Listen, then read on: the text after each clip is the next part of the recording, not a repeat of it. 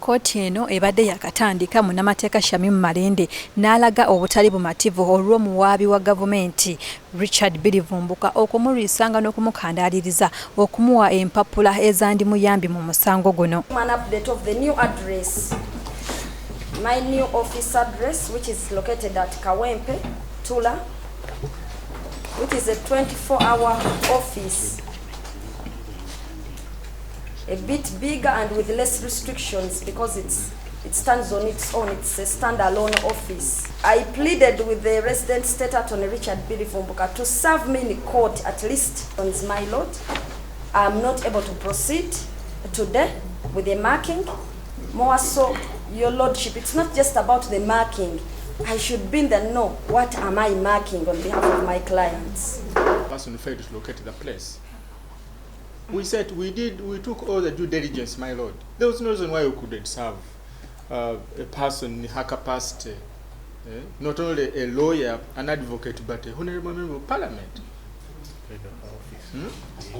There could have been just a small mistake, but my lord, we shall rectify it. Shamimu Malende agamba nti enfunda zonna abadde ng'alemesebwa okuyingira ekitalya okulaba ku basibe wadde ng'aba yeetegese bulungi nnyo na buli kyetaagisa okulaba ku basibe bano. Certificates, the COVID card, vaccination card, the ID for member of parliament, Kampala district, the Uganda Law Society ID, everything, the masks, the sanitizer.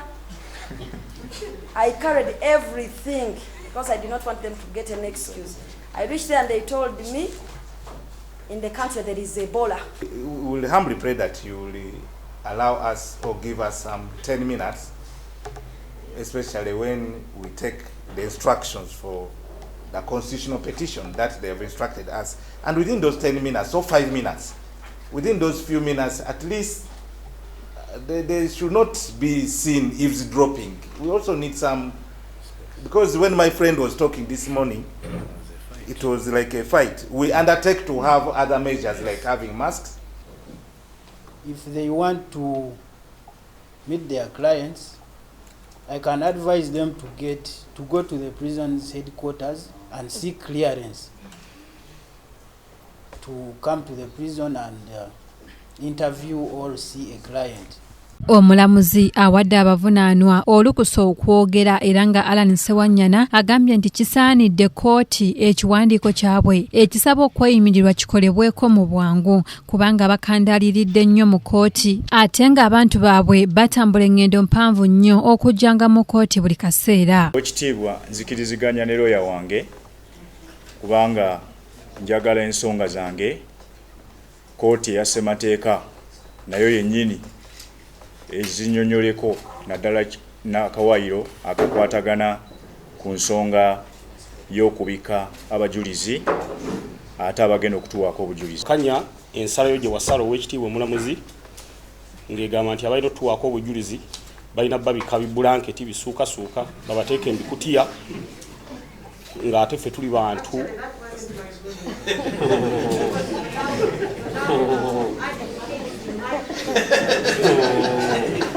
owekitiibwa omulamuzi nze bwe nasoma nalabanga omukisa ogwo waguwa sayidi ya state. Kanyike Jackson omu ku bavunaanwa agamba nti ye yakwatibwa mu ngeri etaategeerekeka mu biseera ebya kafyu wabula yalabira awo ng'aleeteddwa mu kkooti okuwa obujulizi ku Ssegirinya. Ebintu bye simanyi nako bandayivatinga bankwata kafyu kati nkumekereza ndi mu kkooti eno gye simanyi nako. Bilivumbuka ono abantu baleeta okuwaako obujulizi nabo basooke bajje mu kkomera ngaffe bakwata bagamba tuwaako bali abasajja obujulizi nabo basooke bayingire mu kabulamuliro gye tuli eyo basooke bajje batuwaki babitebye bulungi. Ye key witness ate.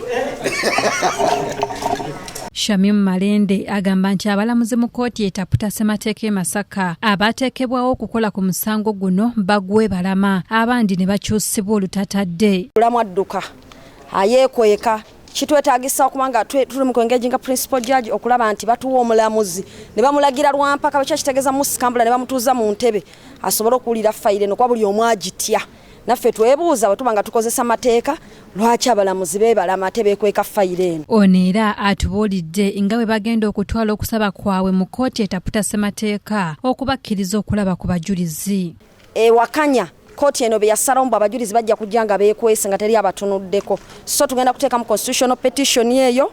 Ensonga ey'okubiri to fast tracking a bail application kulaba nti eyema. Bannabyabufuzi n'abalwanirizi b'eddembe ly'obuntu okuli Alex Luswa bagamba nti si bakukoowa kujjanga mu kkooti okutuusa ababaka bano lwe banaafuna obwenkanya. Abalwanirizi b'eddembe ly'obuntu twewuunyiza nnyo okulaba nti omuntu gwe baakwata omuntu olumiriza ababaka baffe Honorable Ssegirinya Mohammade ne Honorable Allan Ssewanyana bamukwata kafiyu. Kale nno kyewuunyisa era kityoboola eddembe lyabwe ery'obwebange era tukowoola abalwanyizi b'eddembe lyonna mu nsi okulaba nga abasajja bano balina obuyinza.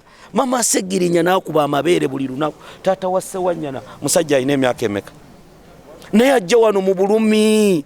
Naye gwe kati tugeze mu 7 ne bakwata Natasha ne bamutwala naabula ennaku 2 osobola okulya emmere.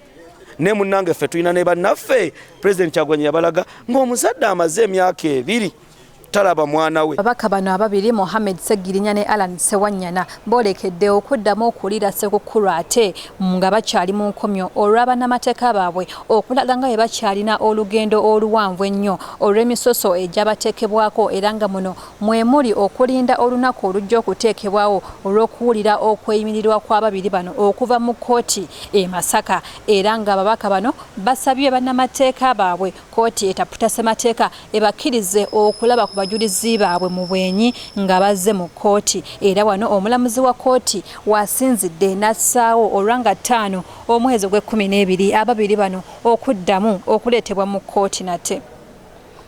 Nze Hajjara Nagadya, KTV amalindirire. Ye key witness ati